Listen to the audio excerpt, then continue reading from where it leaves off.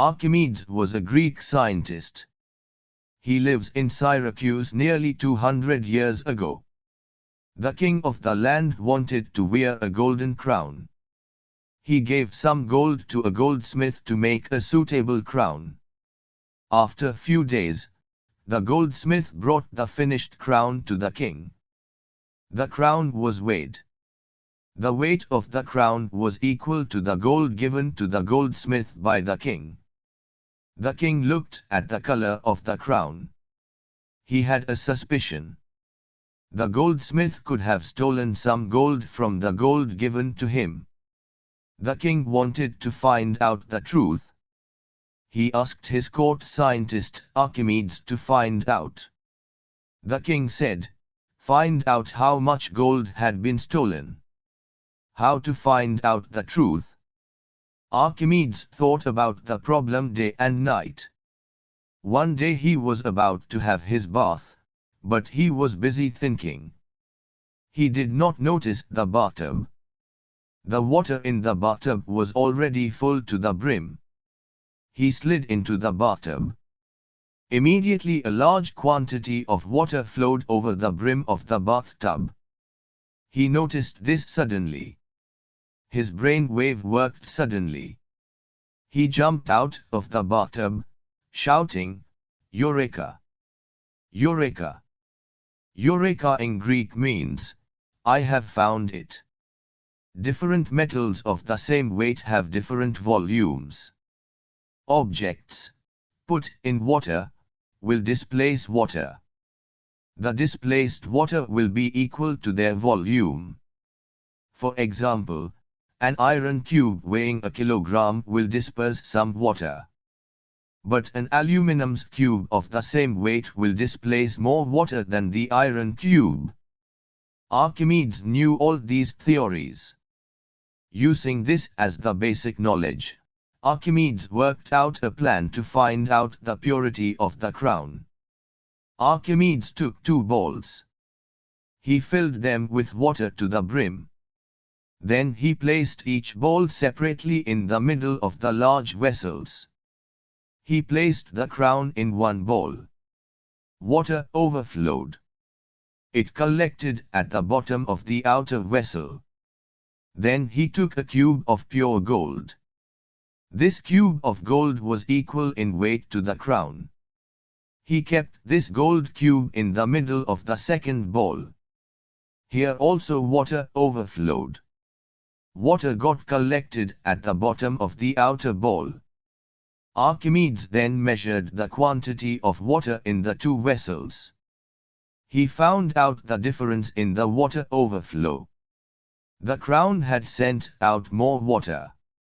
The cube of gold had sent out less water. But both the crown and the gold cube were of the same weight. So, they should have sent out the same quantity of water. Therefore, the crown had some other metals mixed in it. These metals took up more space in the water than pure gold. Archimedes reported this finding to the king. The king demanded the truth from the goldsmith. The goldsmith then confessed. He had stolen some gold. He had added some other metals.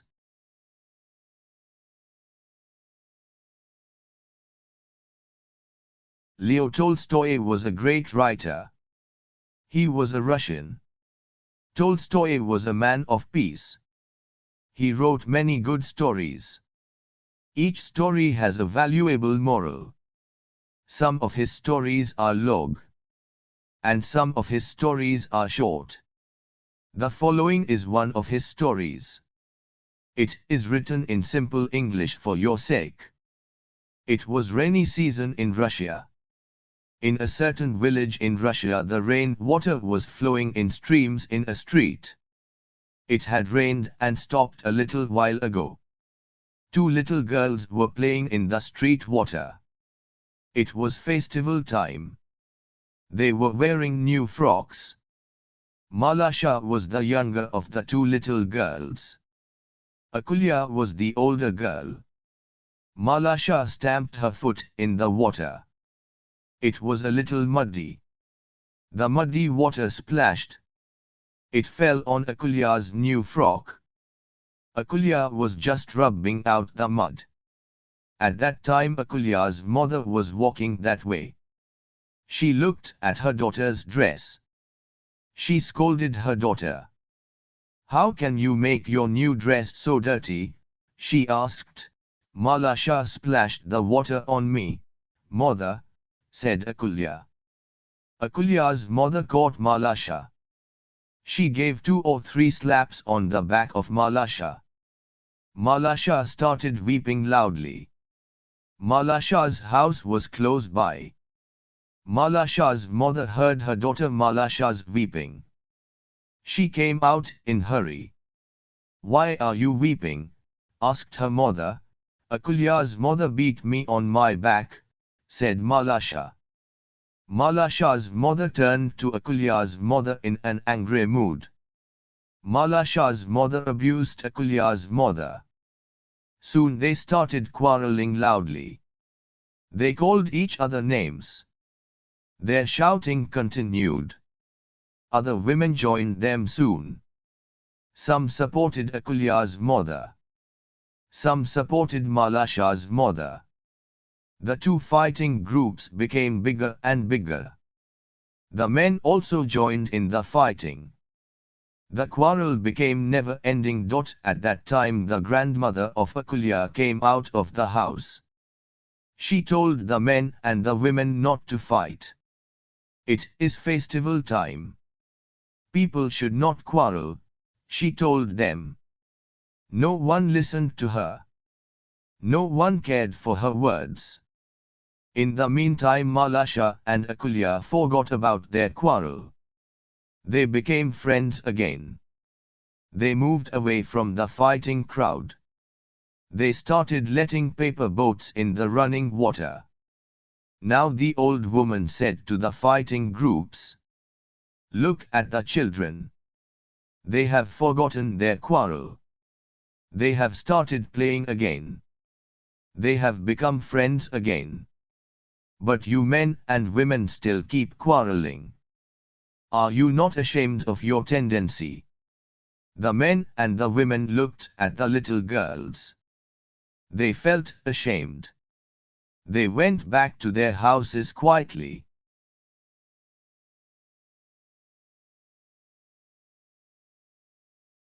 One stormy night many years ago, an elderly man and his wife entered the lobby of a small hotel in Philadelphia. Trying to get out of the rain, the couple approached the front desk hoping to get some shelter for the night. "We would like a room, please," the husband requested. The clerk, a friendly man with a winning smile, looked at the couple and explained that there were 3 conventions in town. "All of our rooms are taken," the clerk said. "But I can't send a nice couple like you out in the rain at 1 o'clock in the morning. Would you perhaps be willing to sleep in my room? It's not exactly a suite, but it will be good enough to make you folks comfortable for the night." When the couple declined, the clerk insisted, "Don't worry about me, make out just fine," he told them. So the couple agreed to spend the night in his room. As he paid his bill the next morning, the elderly man said to the clerk, "You are an exceptional man. Finding people who are both friendly and helpful is rare these days. You are the kind of manager who should be the boss of the best hotel in the United States. Maybe someday I will build one for you." 2 years passed. The clerk was still managing the hotel in Philly when he received a letter from the old man. It recalled that stormy night and enclosed was a round trip to New York, asking the young man to pay him a visit. The old man met him in New York and led him to the corner of 5th Avenue and 34th Street. He then noted to a great new building there, a palace of reddish stone, with turrets and watchtowers thrusting up to the sky. "That," he said, is the hotel I'd like you to manage." That old man's name was William Waldorf Astor, and the magnificent structure was the original Waldorf Astoria Hotel. The clerk who became the first manager was George C. Bolter. This young clerk never foresaw how his simple act of selfless service would lead him to become the manager of one of the world's most glamorous hotels. The way to the top with people is not just through service. It's through extravagant, sacrificial service. When someone goes out of their way to help you, it makes all the difference in the world.